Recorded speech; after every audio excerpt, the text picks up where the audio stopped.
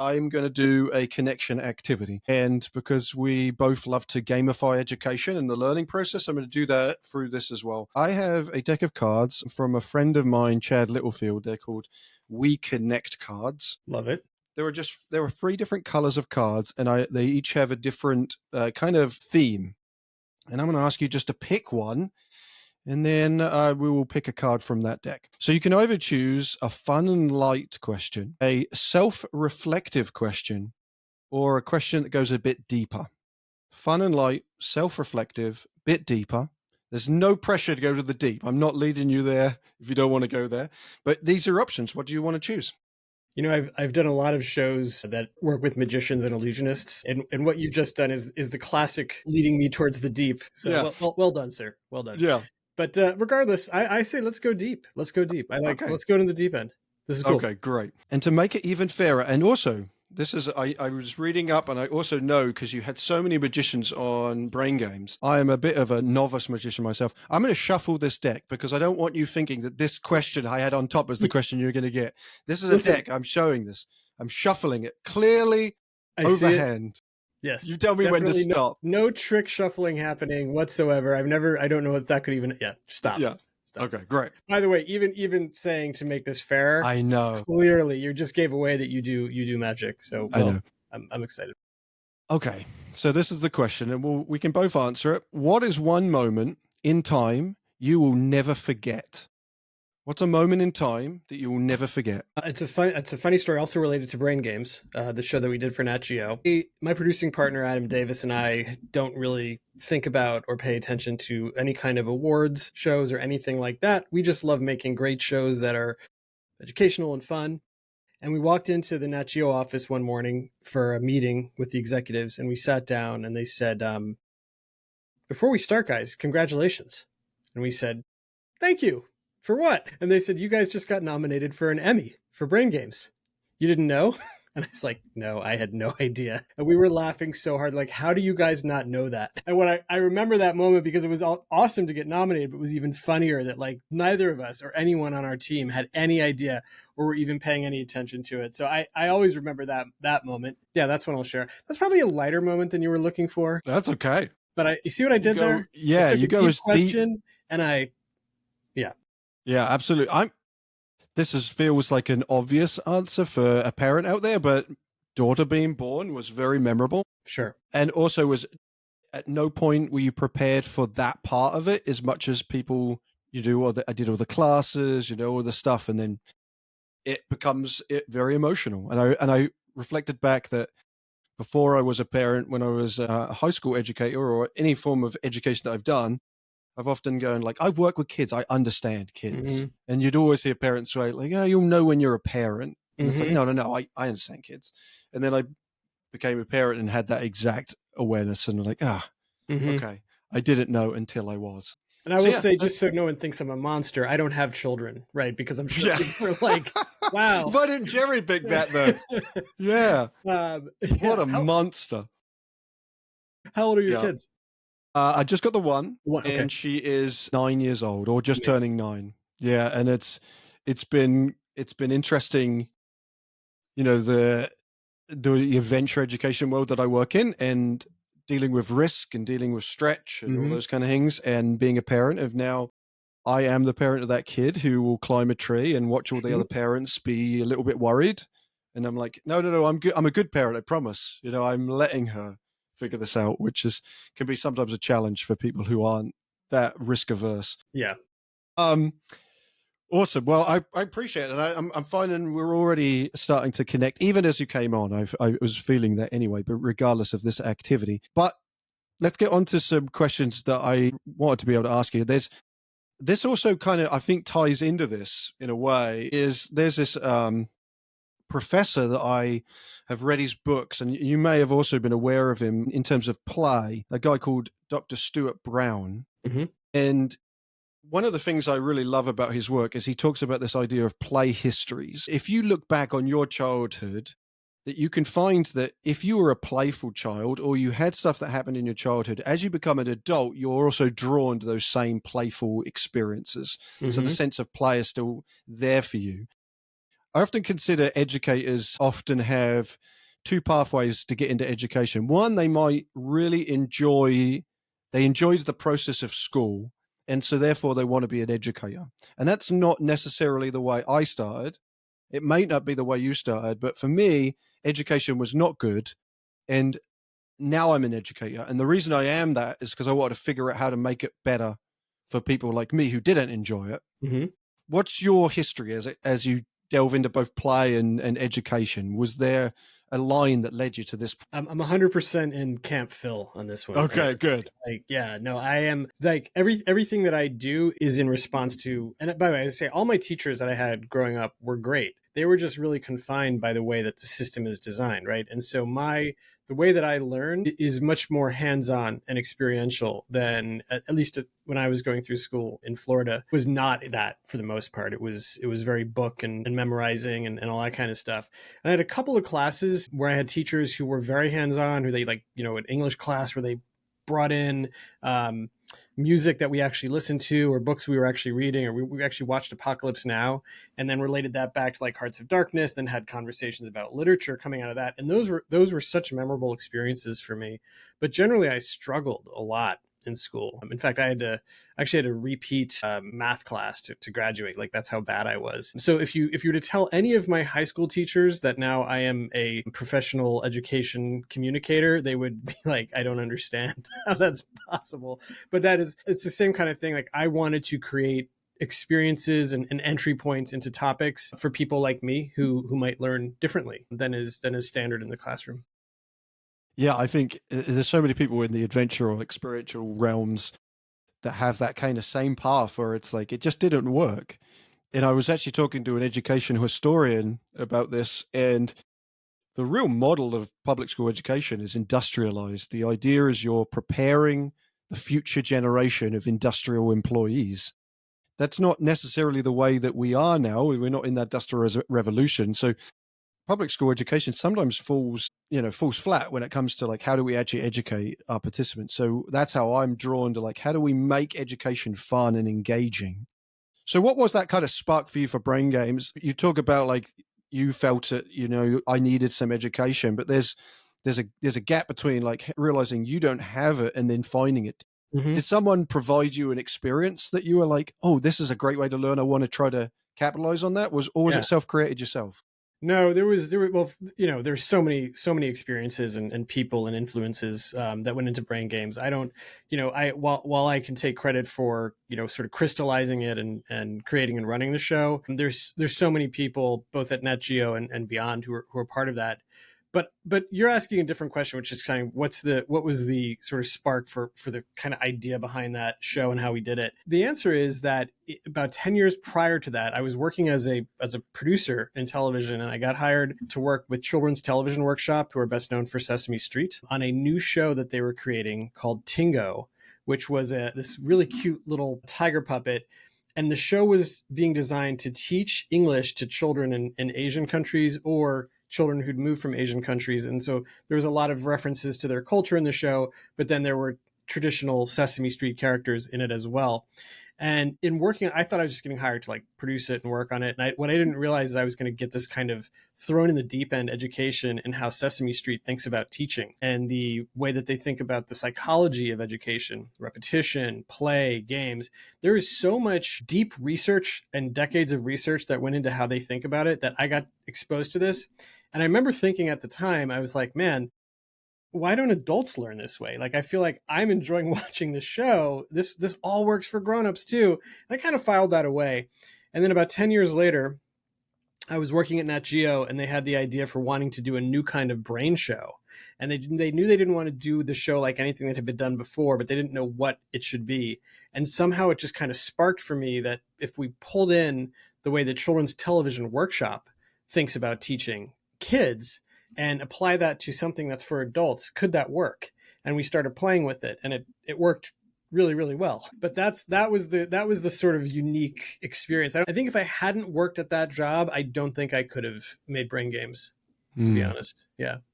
Yeah. Yeah, so it's often like those happenstance kind of moments where you like something clicks for you. I remember being taken on a hike and someone shared like some information about some trees, but I could see it. and touch it. And it was that kind of like, oh, if we could just do that for other educational Mm-hmm. realms, that would be much more impactful. When we come to a lot of the work that you did, and I've listened to some of the Who Smarted episodes as well, and it's perfectly aligned with like my daughter's age as well. But I also found myself laughing at some of the same things. Right, the aim of, I think the way I'm trying to phrase this almost is like play is often demeaned. I see Mm-hmm. it demeaned as being a childlike pursuit or a childish pursuit. I have to tell educators when I'm teaching educators to lead team development activities, adventure activities, is our aim should be, we should aim to be childlike, not childish. And it Mm-hmm. kind of reframes that sense. Why do you feel that we're still in this realm where play is demeaned as an educational resource and Mm-hmm. almost separated? Because you're really in touch with a play-based way of learning, Mm-hmm. a more engaging way. I'm doing it also, but it's not in the educational realm still. It's still, I kind of consider us pseudo. We're on the outskirts, but we haven't breached the actual general. What do you think the barrier is? Yeah. How do we break that? Um, well, I know what the barrier is. I don't exactly know how to break it. I think you put it perfectly when you talked before about that the whole education system was designed to train children to become good workers in industrial, manufacturing. And that hasn't really changed much, right? And the what it takes to change the education system is so deep, right? And it's so I don't know how to change that. So what we've tried to do as a company is create opportunities for play and education to be combined that can be done outside of school, in a car ride. But we also know that Who Smarted, for instance, is used in thousands of classrooms. Brainchild, the show that we did for Netflix, is used in thousands of classrooms, not as a way to teach a subject, but as an entry point to get kids excited about the subject. And that's where I think the biggest opportunity is for play in the classroom, is like as a way to get kids really spark their curiosity, so that by the time you start teaching the curriculum, which can be a bit dry, the way it's taught, they're excited to learn, and so they're willing to kind of go along for the ride. That was what was challenging for me as a student, was there was no sense of play in most of my classes, right? And I think that in the classes where there was just a sense of play, or more relevance to my life, those were the classes where it was like a little thing, but it was just enough to get me engaged and keep me engaged. So I think, honestly, Phil, I think the opportunity is there more for folks like you and me, creating those opportunities outside the system. I don't know how to change the system itself, but maybe it will just change on its own, because the world is so different, and Yeah. maybe it's not preparing kids in the way that they could be for the world that we live in now. So maybe it'll just change on its own over time. It is interesting because my mother works in special education, and that's how I actually got my start in education, was working as a special ed teacher. Special ed often has this thing called individual education plans, which is like tailor-made structures about learning for the individual based on their parameters. What are the components that make learning hard for them, and how do we correct those? It's almost like that's what we need to try to identify for the larger market, is like, how do we meet people where they're at? And what I really like about both the show and also the podcast is, I wouldn't say there's a type of learning experience that you profess. You have storytelling, which is built into it. You have trivia components to it. You have gamified stuff in it. The gamification of activity. I mean, I'm kind of intrigued about the development part, because a part of my role as well as I've written activity books. I've come up with activities myself to try to engage learning. The origin often for me, probably people listening to this will probably relate, but the origin for a lot of activities for me are often drinking games when I was in college. That you transfer a drinking game into a team development game, and it's pretty easy to do. Just take out the drinking, how many fingers or whatever it is. But where did the origin come for you for some of the activities that you led in both Who Smarted and also in Brainchild and Brain Games? Did you come up with some of these activities? Were you reaching out to people to help you identify Hmm. the ways to engage learning?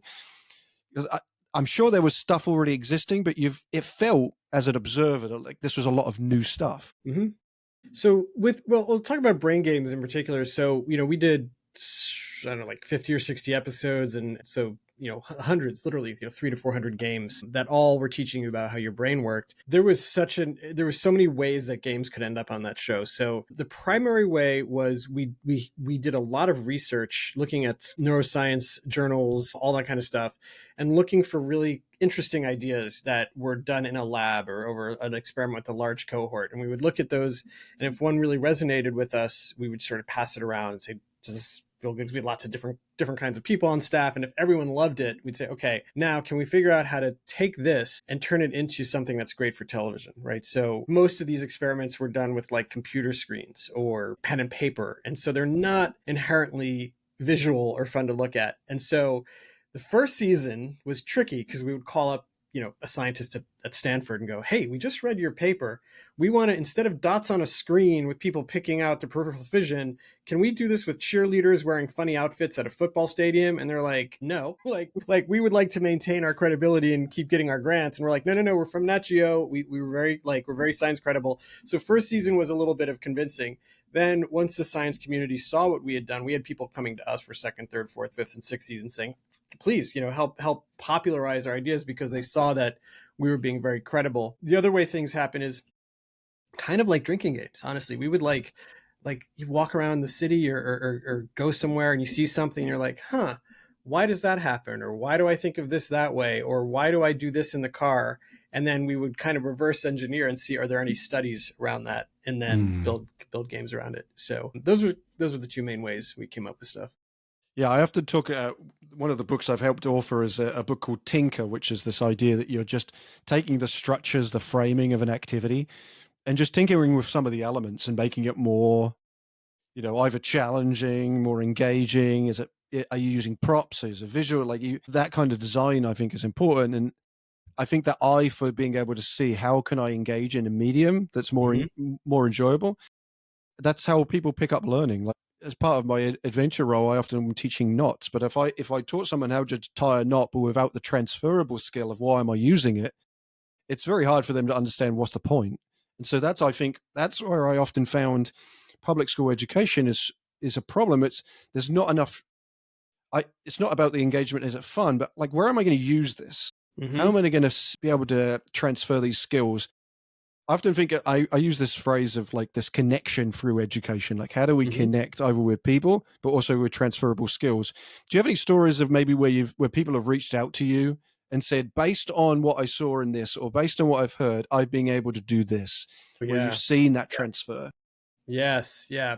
In fact, that was one of the favorite things on Brain Games was we would get letters all the time from kids, kids in high school saying that they'd seen our show, especially young women who would say, I've seen your show and now I want to study psychology or neuroscience. In fact, one of the things we did in Brain Games in particular was we really pushed to have a lot more female scientists on the show than had traditionally been on any science shows, Nat Geo or anywhere else. So we wanted to create visibility so we could create clear paths of entry for young girls and young women. And then we actually heard from the US military that they use our vision episode for training some of their pilots, because not to literally do the training, but they had always had trouble explaining some of the concepts around like peripheral vision and persistence of vision. And we actually got a letter from someone who ran courses at one of the military bases saying, just so you guys know, we actually use this episode to help the pilots understand the mechanics of what we're teaching them. So we hear stories like that all the time. People who work in marketing and sales talking about our persuasion episodes. Who Smarted, because we have, Who Smarted's a podcast, we have a more direct relationship with the audience. And we've gotten dozens and dozens, if not hundreds of letters from families with neurodiverse children or children with learning disabilities who have told us that the show, that Who Smarted is able to hold the child's attention and get them excited and curious about topics that they struggled with. So yeah, I mean, that's honestly what you're talking about, that relatability and impact. That's why we do this. Everything else is gravy, but we're so mission driven that's the stuff that gets us super excited when we hear about it. Yeah, I think that I would try to teach or impart into the educators I teach is like lean in where the passion is. You like see where you get excited, and that's the thing you can talk about more. I sort of lightly mentioned that I did like magic stuff, but it was just I identified an issue. There were down moments in a class, transition points where I just was struggling to figure out how to fill that time. And so I taught myself card tricks. And as people come in, I'd say, hey, do you want to see a card trick? It was a partly designed around how do I fill a gap? And then it ended up being fun for me. And that's so I led in with that for a while, and that was really helpful as the modality by which I was able to teach something. What for you? Because I often think like people who have been doing this a while, does it become a slog? Like when you lose that excitement for it, what at the moment do you get really passionate about as you're producing so many of these episodes? What excites you? And maybe it is that transferability, but what is that current thing that you're like, I really love doing this because it does this? Yeah. Honestly, for me, I don't find it a slog at all. I mean, in fact, some of the stuff we're doing now is still, I actually am the voice of Who Mhm. Smarted and of the trusty narrator. That keeps me so engaged with the show in a way that I might not be if it was someone else. But I'm like, still, every time I go in the booth and record, I'm like, man, this show is great. Like the information is great, the storytelling is fun, the way we bring all the different objects and places to life is great.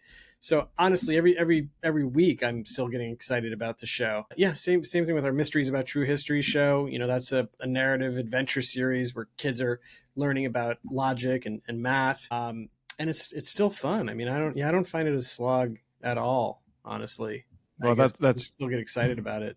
that's awesome. This question, I think, is more like leaning towards the educators who might be listening to this. What advice would you give to an educator in order to try to make a learning more engaging? What have Mm-hmm. you experienced over the time that you consider like key takeaways that say, like, yes, this is a way that you can make your education more engaging? Yeah.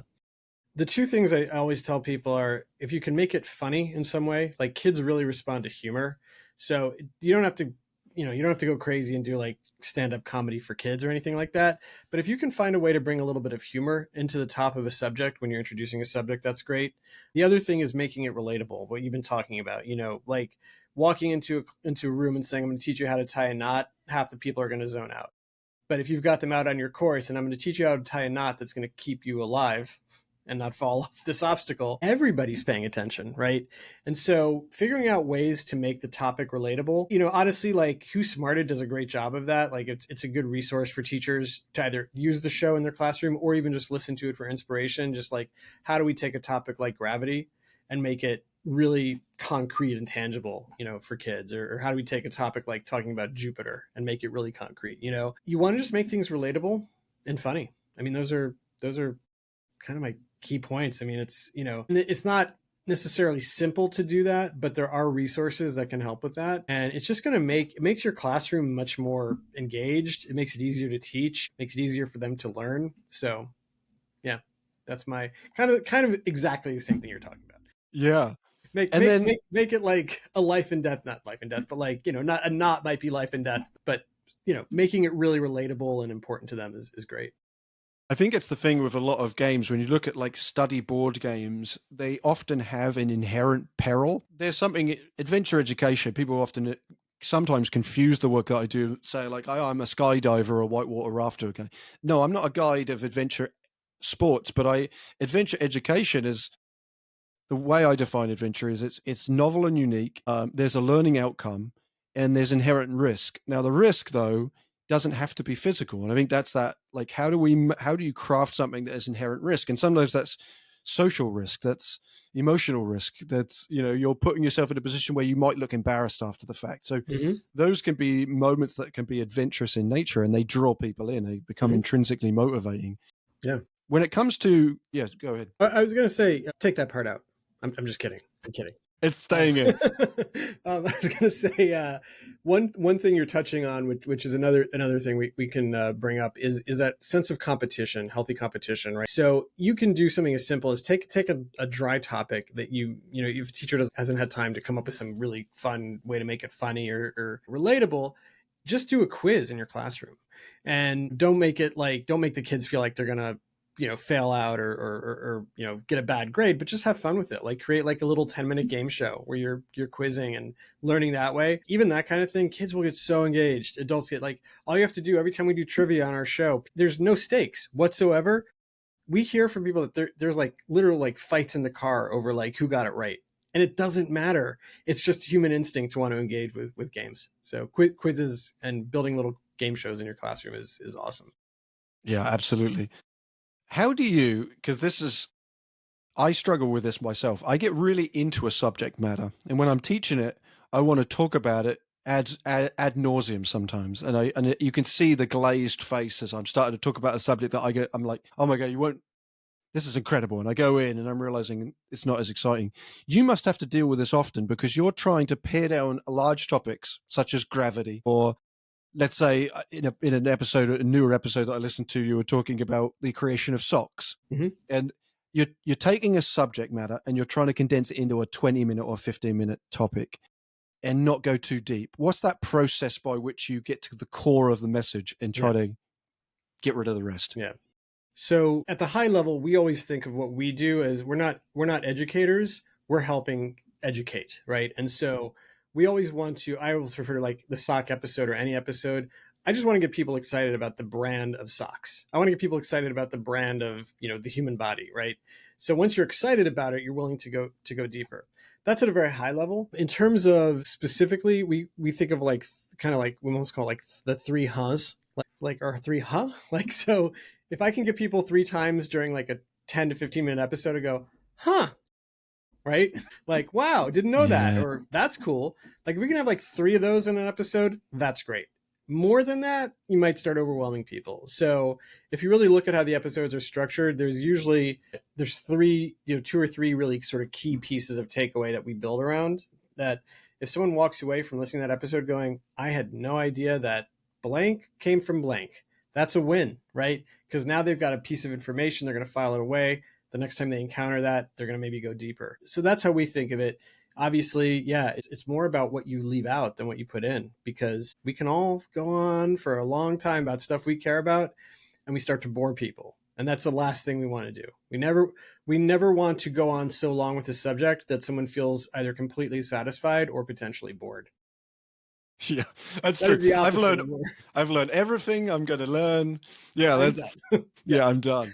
Yeah, Yeah. I think that's interesting because I think what you really touch on is that you're creating a spark of interest, which then allows them to do the extra digging. Mm-hmm. And that actually very much ties into like the experiential education model. The whole point when we facilitate experiences is we create an experience, allow them to figure out the process to get to the end result. Right.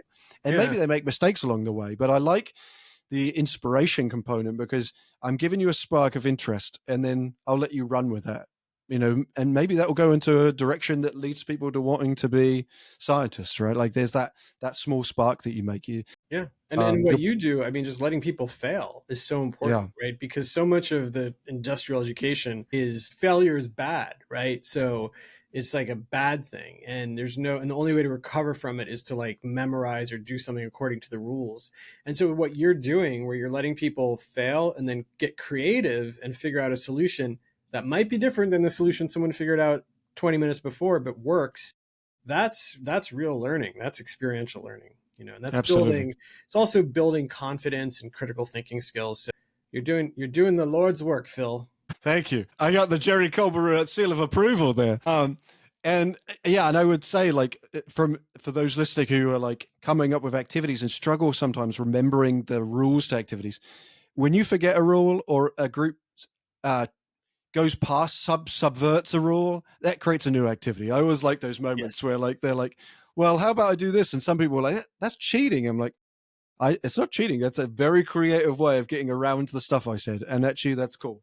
So it's a rewarding some of that learning as we go. Jerry, this has been a real pleasure. I am in a, because like we just said, I don't want to give too much away. And also I want you to people to search. I'm going to stick all of Jerry's information into the description. And I encourage you to check out Who Smarted podcast. If you, when you say Who Smarted, have also giggles in your head, then you're doing the right thing. I Yeah. also have. That's Yeah. the perfect title for a podcast.